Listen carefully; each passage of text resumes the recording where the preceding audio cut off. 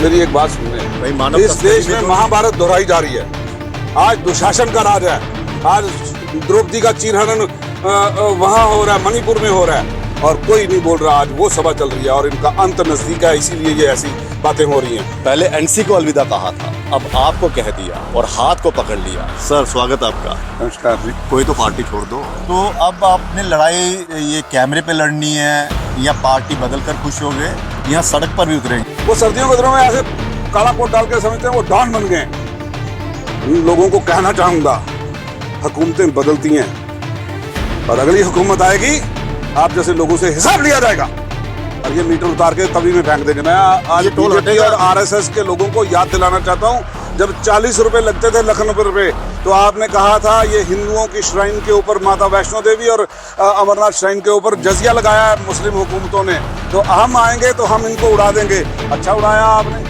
अमरनाथ बाबा भोला नाथ के दरबार में पहुंचते पहुंचते 1000 रुपये का चलान कटता है और माता तक पहुंचते पहुंचते 700 रुपये हो जाता है। स्मार्ट मीटर को लेकर लोग, मैं कह रहा हूँ कि और एक भी नेता जो है जम्मू के और वो कांग्रेस लोग, के नेताओं से भी उम्मीद की जा रही थी, वो सिर्फ इसी में खुश हैं कि राहुल गांधी जी की सजा पर रोक लग गई और हमारे नेता आप गलत कह रहे हैं। सबसे बड़ा प्रदर्शन कांग्रेस ने किया इस मीटरों के खिलाफ। और गश खा के तो गिर गए। पहली बार मौका मिला जनता की आवाज बनने का, एक मेरी बात, गश खा के गिर गए। ठीक है, उस कड़कती धूप में अगर किसी को चक्कर आ जाए, इसी कड़कती धूप में तो आपने जनता के साथ चलना है।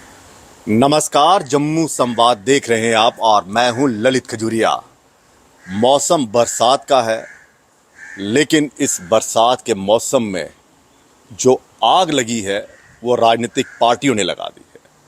वो आग इस तरह से लगी हुई है, पार्लियामेंट में भारतीय जनता पार्टी कह रही है कि कांग्रेस गद्दारों की पार्टी है, कांग्रेस ने दंगे करवाए हैं, और कांग्रेस ये कह रही है कि प्रधानमंत्री जो हैं वो मणिपुर पर नहीं बोल रहे हैं।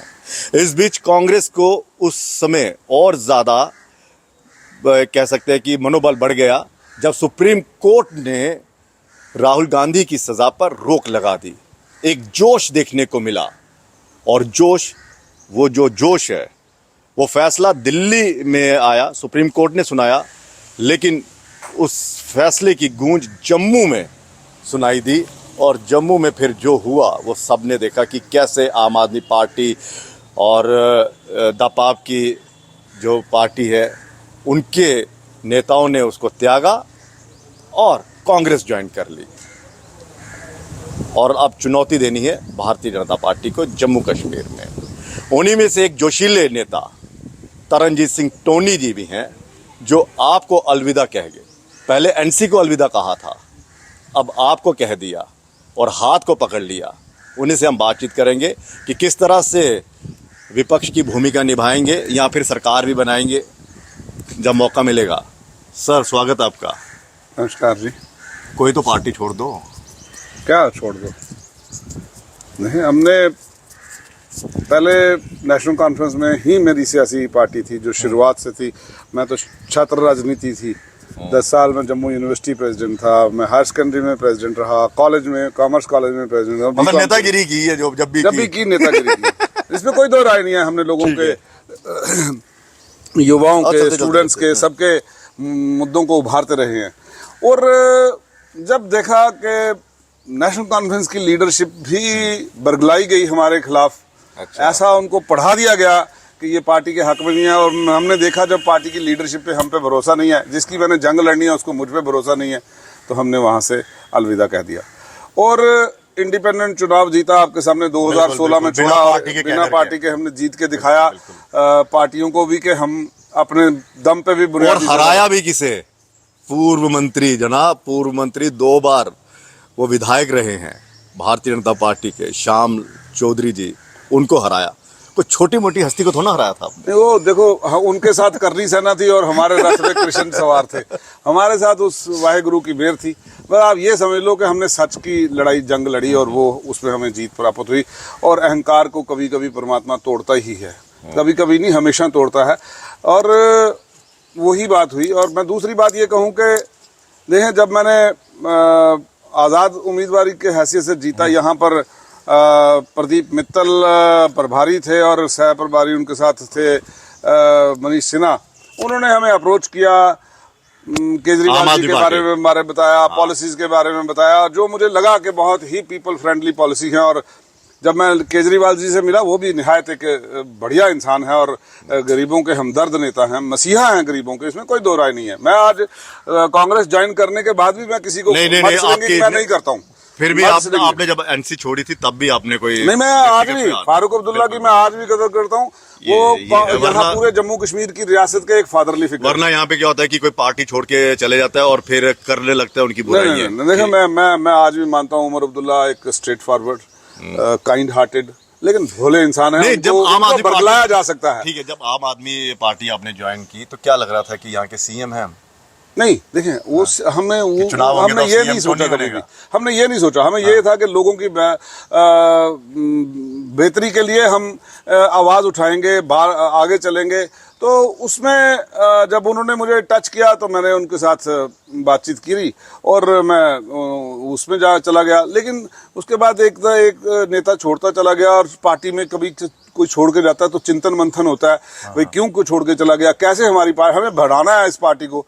जो लोग प्रभारी और सह प्रभारी बन के आए, उन लोगों ने ही बेड़ा गर्क किया आम आदमी पार्टी का। पिछले 8-10 महीनों से टोटल पॉलिटिकल एक्टिविटीज ठप कर दी और दफ्तर को ताला लगा दिया। अब मुझे बताएं, वहां पे कोई कहता है जी हमारी बिजली का बिल नहीं दे रहे हैं, कोई कुछ कह रहा था। तो ऐसी सभी सिचुएशंस को देखकर मतलब अरविंद केजरीवाल को अंधेरे में रखा क्या? बिल्कुल, उसकी पीठ पे छुरा मार रहे हैं जितने प्रभारी हैं। ये मैं कहूंगा, अगर आपको बढ़ाना है तो कुछ अपना सिस्टम ठीक करना होगा। तो लेकिन मुझे लगा कि अब एक टाइम आ गया है। मैंने बड़ी जगह कहा कि हम सियासी हैं, सन्यासी नहीं है। तो फिर देखा कि यहाँ पे जहां वो कह रहे हैं कि हमें चुनाव ही नहीं लड़ना है, चुनाव ही नहीं लड़ना है, वो बीजेपी में है। वो चुनाव ही नहीं लड़ना है, तो फिर मैंने कहा हम इस पार्टी को अलविदा करें और हम कांग्रेस में चले गए। क्योंकि इस वक्त पूरे हिंदुस्तान के परिप्रेक्ष्य में देखें कि इस वक्त कांग्रेस ही एक ऐसी पार्टी है जो आपसी भाईचारे को मजबूत करने की बात करती है, जो इस फिरका परस्ती, जो हिंदू और मुस्लिम करके बांट कर राजनीति करती है अंग्रेजों जैसी, वो सिर्फ भाजपा करती है। और भारतीय जनता पार्टी कह रही है कि गद्दारों की पार्टी है, ये शहीदों की पार्टी है। अच्छा, इसने शहादतें दी है इस देश के लिए। ये पहला संग्राम लड़ने वाली पार्टी है, ये देश को आजादी दिलाने वाली पार्टी है। ये गांधी की विचारधारा की पार्टी है, वो सावरकर की विचारधारा की पार्टी है। आपको मालूम है सावरकर जी का और गांधी जी का कोई मेल तो हो नहीं सकता। तो जो लोग गांधी के फॉलोअर हैं वो कांग्रेस में है, जो नहीं है वो उधर है। तो इसलिए जो सावरकर के फॉलोअर हैं वो उधर हैं, बीजेपी में है। तो हम नहीं है उसके फॉलोअर, ठीक है जी। और दूसरा, जो विभाजन करके जो देश की आबादी को, पहले जब हिंदुस्तान और पाकिस्तान बना तो किस बात पर लड़ाई हुई थी? हिंदू मुस्लिम फसाद कराए गए थे। उसके बाद बिल्कुल देश 70 साल से ये भूल चुका था। लेकिन भाजपा जो ही सरकार में आई, उन्होंने आते ही जब बाढ़ ही खेत को खाने लगे तो खेत के मालिक को सजग हो जाना चाहिए कि आज वक्त आ गया है कि इस बाढ़ को चलिए ठीक है। तो आज लेकिन वक्त आ गया है। आपको नहीं लगता कि आपने गलती कर दी? क्योंकि आम आदमी पार्टी में रहते तो आपका कोई कंपटीटर ना होता टिकट के लिए। यहाँ पे तो आपके सामने काफी चुनौती है, रमन भल्ला जी हैं और कई नेता हैं, तो आपको टिकट मिल जाएगी क्या? मैं एक ऐसे क्षेत्र से बात कर रहा हूँ जहाँ पे हमारे आगे ही सिखों की कोई सीट तो रिजर्व करी नहीं। एक सिखों की सीट बची है आरसपुरा साउथ, जिसमें सिखों की अक्सरियत आई है, कोई 42,000 के करीब वोट आया। चुनाव लड़ना है? अरे 200% लड़ना है, क्यों नहीं लड़ना है? हम कोई फिर कहा फिर हम ना सियासी है, सन्यासी नहीं है। चुनाव लड़ना है और बाकी पार्टी जहाँ कांग्रेस वालों को पता है कि टोनी जी चुनाव लड़ने के लिए आए हैं। मैं एक बात है टोनी जी, हाँ, वरना जो भी ज्वाइन करता है ना पार्टी, कहता है कि मैं कार्यकर्ता बनकर रहूंगा। श्याम जी ने कहा कि श्याम जी ने जब भाजपा ज्वाइन की थी, उन्होंने कहा कि मुझे नेता नहीं बनना है, मुझे कार्यकर्ता बनना है। लेकिन आप पहले मैंने चुनाव लड़ना, अपनी अपनी बात है। मैं अब थोड़े दिनों बाद जो बात करूंगा फिर वो लोग बोलेंगे पहले झूठ बोला था। मैंने बोलना नहीं है इस बात पे। सच आखा तो बच दिया खाका, मैं डरदी सच ना आखा, ऐसी बात नहीं है। हम सच हर मौके पे कहेंगे। तो अब आपने लड़ाई ये कैमरे पे लड़नी है या पार्टी बदल कर खुश हो गए, यहाँ सड़क पर भी उतरेंगे? आपको मालूम है क्या कुछ चल रहा है यहाँ पे स्मार्ट मीटर को लेकर, लोग मैं कह रहा हूं हाहाकार मचा हुआ है। कि और जम्मू एक भी नेता जो है, जम्मू के और वो कांग्रेस लोग के नेताओं से भी उम्मीद की जा रही थी, वो सिर्फ इसी में खुश हैं कि राहुल गांधी जी की सदा पर रोक लग गई।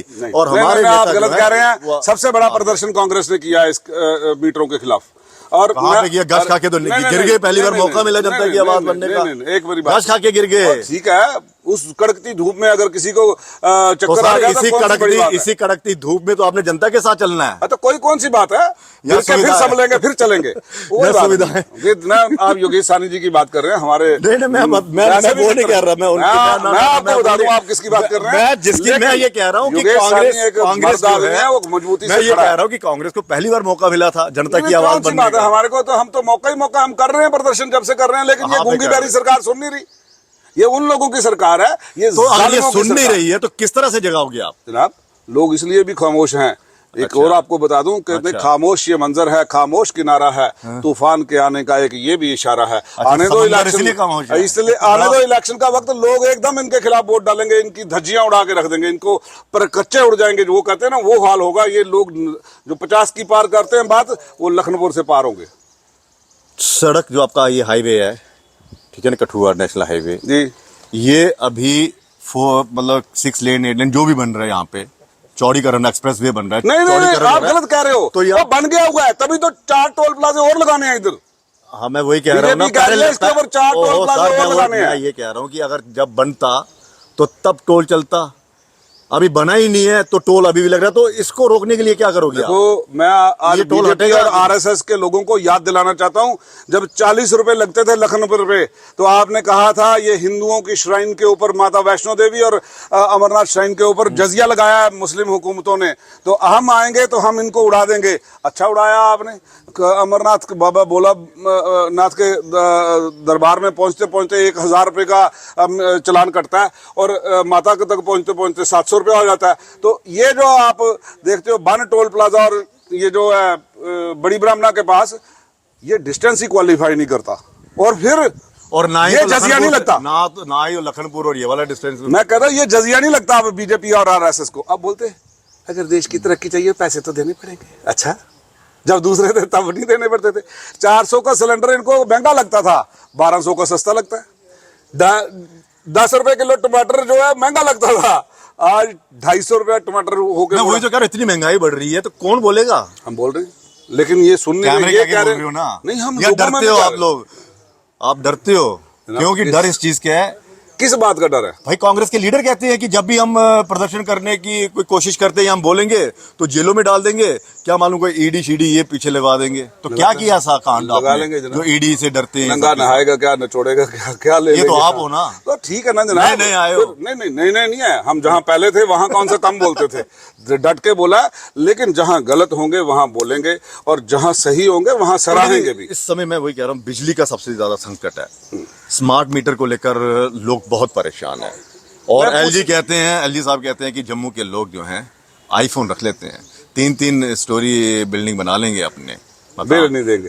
बिल नहीं देंगे, टैक्स नहीं देंगे। इनडायरेक्टली हमको चोर कहा जा रहा है। इनडायरेक्टली क्या डायरेक्टली? हाँ, तो मैं कह रहा हूँ कि एक बात है, मैं एलजी साहब से महोदय से विनती करूंगा, जनाब जहां आप सही करेंगे हम आपके साथ हैं, लेकिन ये आप वो बताएं मुझे कि क्या ये यूपी में सब स्मार्ट मीटर लग गए हैं? ये जो स्मार्ट मीटर को रिप्लेस करके अब प्रीपेड लगाए हैं, ये दूसरा बात है। ये सिर्फ उन ब्यूरोक्रेट्स का काम है जिन्होंने मोटी किस्त खाई है। ये वरना स्मार्ट मीटर भी तो ठीक तरह से काम कर रहा था, जो ऑलरेडी लगा हुआ था वो कौन सा खराब था? वो दे रहा था, आपको बिल दे रहे थे। हम तो मीटर के ऊपर दे रहे, मेरा आज दिन तक का बिल पेंडिंग नहीं होगा। और आप देखें, मैं कह रहा हूं कि लोगों को एक और बात बताऊं, इन जो मीटर लगाए हैं इनके कई जगह कनेक्शन उल्टे जोड़ दिए, और डायरेक्ट करंट जो है 300 वाट की आई, और वो वहां पे उनके घर के सारे अप्लायंसेस जो होम अप्लायंसेस हैं, टीवी है, फ्रिज है, सब जल गए। अब मेरे संजय नगर में जले हैं। मैं पढ़ाता हूं मैटर, मैं आपको पढ़ाता हूं। मैंने एमडी साहब को लिखा कि ये देखें जनाब यहाँ पे ये जल गया है। वो कहते हैं जी I am in a meeting, talk to my chief engineer. Chief engineer बात करने को तैयार नहीं है। वो सोचता मैं चीफ सेक्रेटरी हूं, वो बात नहीं करता। वो सर्दियों के दिनों में ऐसे काला कोट डाल के समझते हैं वो डॉन बन गए हैं। उन लोगों को कहना चाहूंगा, हुकूमतें बदलती हैं और अगली हुकूमत आएगी, आप जैसे लोगों से हिसाब लिया जाएगा। और ये मीटर उतार के तवी में फेंक देंगे। मेरा जो प्रधान है उसने कहा है, विकार रसूल जी ने, ऐसे मीटरों को नहीं चलेंगे, हम वही पुराने मीटर पे कराया। क्या ये क्या आप तोड़ोगे क्या? ये हमारे हाथ में लोगे? हमारे नहीं, आज नहीं, हमारी सरकार आएगी, हम ऑर्डर करेंगे। अच्छा, फिर वोट डालोगे? आगे सरकार आगे तो अभी रोको ना, लगने से पहले तो रोक दो। मतलब कि फिर वही हम प्रदर्शन कर रहे हैं। आजाद साहब कह रहे हैं हम कि प्रदर्शन जब मेरी कर सकते हैं। सरकार, जब मेरी सरकार बनेगी, हमारी सरकार बनेगी, तो हम सारे मुद्दे, लैंड का मुद्दा, नौकरी का मुद्दा जो है, उसके लिए हम अलग से प्रावधान बनाएंगे कि लोकल्स को बचाएंगे। आप कह रहे हो हमारी सरकार आएगी तो हम ये करेंगे। तो लोगों को जागना होगा ना भाई। जब तक चुनाव ही नहीं हो रहे हैं, अभी तो चुनाव का कोई पता नहीं, सरकार किसकी बनेगी चाहिए ना। लोग सोए हैं घरों में, अभी जो हो रहा है उसका कौन रोकेगा? जो अत्याचार हो रहा है, खामोश हैं। मैंने आपको बताया वो वक्त के इंतजार में है। अब पार्लियामेंट का चुनाव तो आना है ना, पहले आने दो, देखना इनका इनकी धज्जियां उड़ जाएंगी। अभी क्या करोगे? अभी की योजना क्या प्रदर्शन ही कर सकते हैं ना, कानून को हाथ में नहीं ले सकते। ये तो पूरी police, military, BSF, CRPF, Arvind Kejriwal ने तो कानून हाथ में ले लिया था। कुंडी फटाफट उतार देते थे, कुंडी जोड़ देते थे। लेकिन उनकी सरकार थी तो उन्होंने कर भी दिखाया। नहीं, उस समय सरकार नहीं थी। कहाँ उस समय जब नहीं, आप गलत कह रहे हो। नहीं, ऐसी बात नहीं हुई। उन्होंने वही काम किया जो कानून के प्रावधान में था। नहीं, जब नई आम आदमी पार्टी का निर्माण हुआ था, नहीं, वो तब की बात है। कोई प्रोटेस्ट में किया होगा कुछ, लेकिन हम जो कह रहे हैं कि आज लोगों ने, अब कश्मीर के अंदर सारे मीटर तोड़ दिए, तो क्या कर लिया सरकार ने? तो वही तो लोगों ने खुद तोड़े। अब लोगों को जागना होगा अपने हकों के लिए। आप प्रवोक कर रहे हैं कि लोग, प्रवोक नहीं कर रहा हूं मैं, प्रवोक नहीं कर रहा हूं मैं कह रहा हूं वहां पे लो ना एक्शन। कश्मीर में कोई एक्शन नहीं है। कश्मीर को आज भी इन्होंने चहेता गुड्डा बना के रखा हुआ। जो जाती हो रही है वो जम्मू के साथ हो रही है। आपने ये मुद्दा भी नहीं उठाया कि जम्मू में 10,000 के करीब महिलाएं गायब हो गई, इनका पता नहीं चला। जनाब पता ही नहीं चला वो जिंदा हैं या मर गई हैं। जनाब कहीं जनाब, मैंने सुनी आपकी वो वीडियो। मेरी एक बात सुनने, कहीं मानव इस देश में महाभारत दोहराई जा रही है। आज दुशासन का राज है। आज द्रौपदी का चीरहरण वहां हो रहा है, मणिपुर में हो रहा है, और कोई नहीं बोल रहा। आज वो सभा चल रही है और इनका अंत नजदीक है, इसीलिए ये ऐसी बातें हो रही हैं। आज प्रधानमंत्री बिरयानी खाने बिना बुलाए पाकिस्तान चले जाते हैं, लेकिन पार्लियामेंट में अपोजिशन बुला रही है। आओ भाई, हम बैठ के मिलजुल के कोई बात करें, कोई सलाह सूत्र करें, जिससे ये जलती हुई आग पे पानी फेंका जा सके, आपस में भाईचारा मजबूत किया जा सकता है। लेकिन प्रधानमंत्री पार्लियामेंट में नहीं जा रहे जहां उनको जाना चाहिए। हर बाकी मीटिंग अटेंड कर रहे हैं, लेकिन वहां नहीं जाना चाहिए, क्योंकि सवालों से डरते हैं मोदी जी। अच्छा, ना जहां प्रेस के हो या अपोजिशन के हो। यूथ के लिए किस तरह से आवाज उठाएंगे सर? यूथ के जनाब, आप यूथ को समझना चाहिए कि 2-2 करोड़ नौकरियां हर साल आपको दी है भाजपा ने। आपने उनके साथ जाना है या जिन्होंने पहले दी थी उनके साथ जाना है? और भैया वो इलेक्शन होंगे तो तब की बात होगी ना, अभी क्या करोगे? अभी कहां से दूं मैं नौकरियां? और नौकरी ना दो, उनके लिए लड़ाओ, खड़े तो हो जाओ। खड़े हैं ना उनके साथ, डेली वेजरों के साथ खड़े हुए। हम किसके साथ खड़े नहीं हुए? ये जो पीएम पैकेज के एम्प्लॉइज थे, जो SC/BC कैटेगरी के लोग थे, जो उनके साथ खड़े हुए। हमारी भी आप निगाहें रहेंगी, आप इन यूथ के साथ कितना मुलाकात करते हैं, इनके साथ कितना अपनी जान की बाजी लगा देंगे जनाब। जब इनके हक की बात आएगी, जान की बाजी लगा देंगे अपने नौजवानों के लिए। आपको दावे से कहते हैं। अच्छा, सिर्फ हंगामा खड़ा करना मेरा मकसद नहीं। मेरी कोशिश है कि सूरत बदलनी चाहिए। मेरे दिल में ना सही, तुम्हारे दिल में ही सही हो कहीं भी आग, लेकिन आग जलनी चाहिए। वो आग है प्यार की और इंसाफ की, और हक लड़ेंगे, टिकेंगे 200%। चलिए, बहुत बहुत शुक्रिया।